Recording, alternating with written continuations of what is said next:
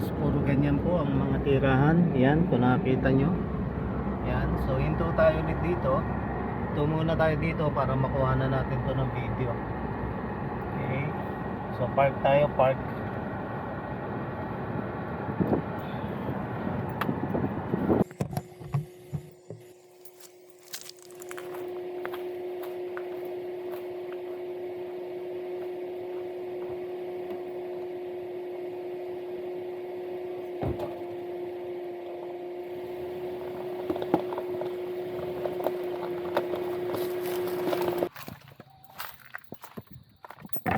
Okay, tingnan natin to. Mukhang maganda mag-infrared dito ah. Yun, may nag-iisang puno oh. Magandang mag-infrared dito ah. So 28mm lang ano natin, wala pa yung ating 11mm. Yun. So okay lang natin ng tripod dito ngayon. Ganda. So saan ang position natin dito? Pagka nagano tayo, ganda, may water lily oh. Saan ang position natin dito? Pwede dito. Yan, so kita tong bamboo.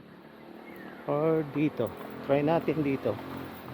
Ang maganda ng vantage point. Dito. Dito siguro. So ito, tama to. Ito, maganda to. Ito tong lugar na to. Maganda mag-infrared dito ah. Wow. Okay, try natin mag-infrared.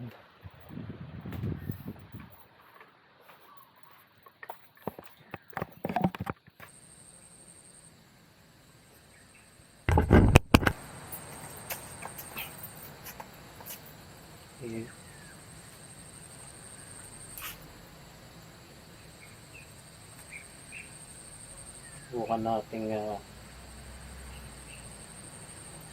Bukan natin siyang kunan ng ano, kung ito.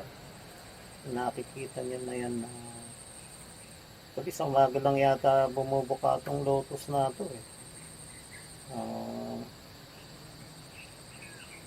Try ko siyang kuhanan ng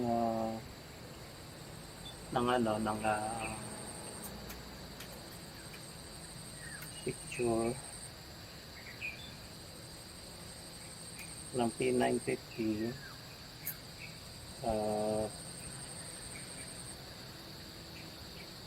Wala akong remote control, so self timer lang ang gamitin ko. So aking speed is 8 seconds, F8.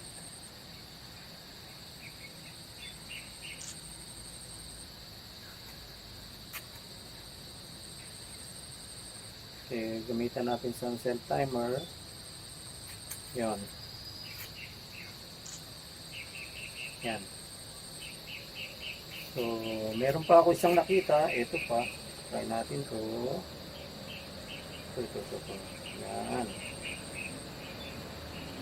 So, try din natin siyang kuhanan.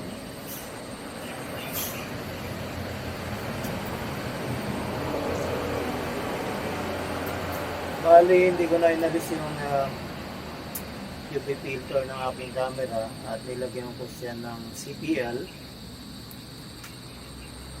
para makita natin kung ano epekto. Tapos maya mag-infrared ako.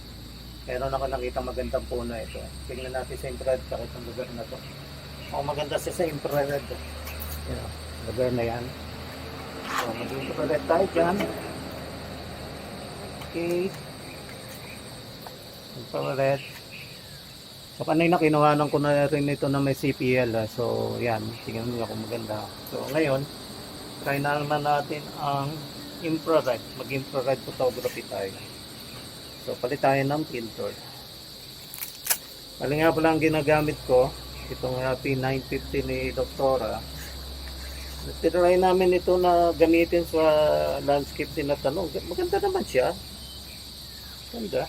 So ngayon, mag-infrared tayo. Sayang kanina, ang lakas ng araw eh. Maganda kung may araw. Maganda kung may araw para yung sikat kasi ng araw, pagka tinapatan yung mga leaves at saka ano, yun ang white na white, nagpaparang snow. So sayang, walang Wala siyang tingnan natin ano may effect. O ayan, lumalabas yung araw. Habulin natin, habulin.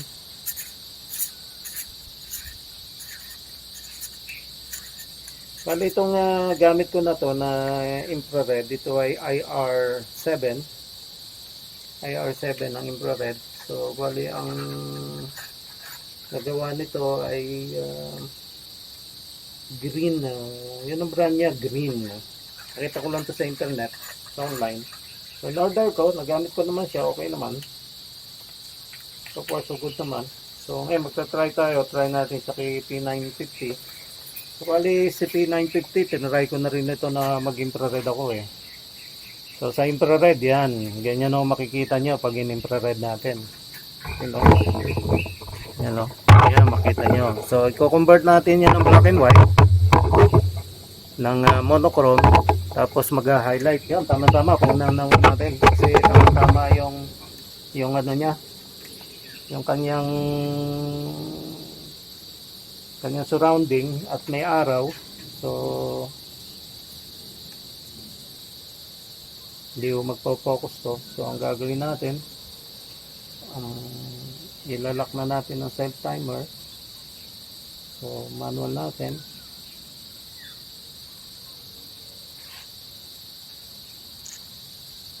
Yan. So bali yan ang infrared niya. Sa F8 yan natin na F2. F2 tayo. 2 tayo 2. Tapos isagad na natin to. Yan natin to 2.8 para maganda ang ano.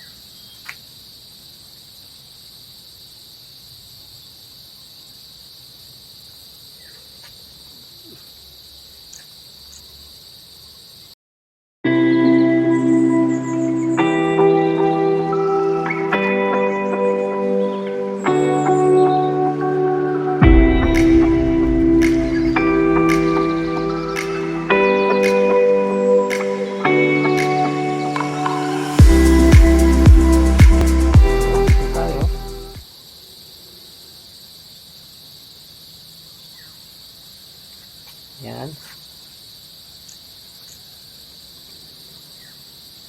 Ito nag-iisang puno na to, kukuha na natin ng infrared. So, sama natin to, yung may pan.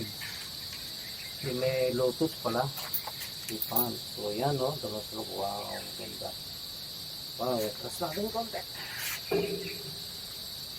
Yan. Wow, ganda o. Oh, ganda.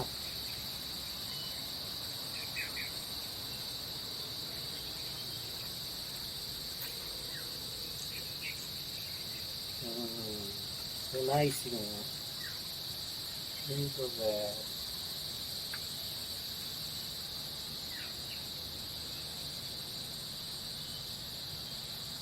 Yan.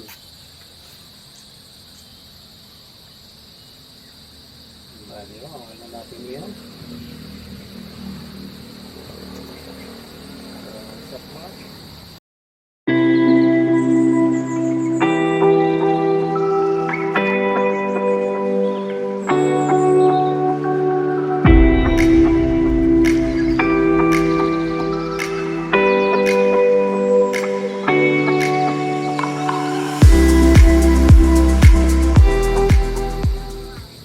Baling dito. Bali naman natin dito. Nakita natin ito sa kabila. Yan. So, tingnan natin. Mukhang ganda rin ito.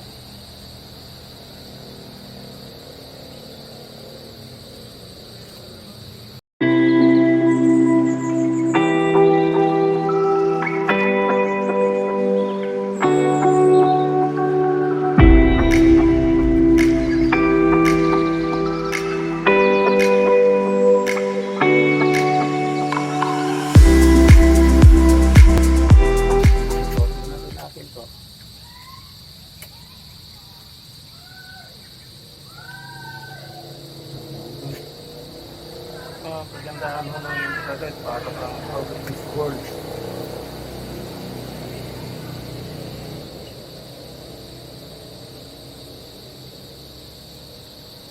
Out of this world ang mga kuha pagka infrared. Okay.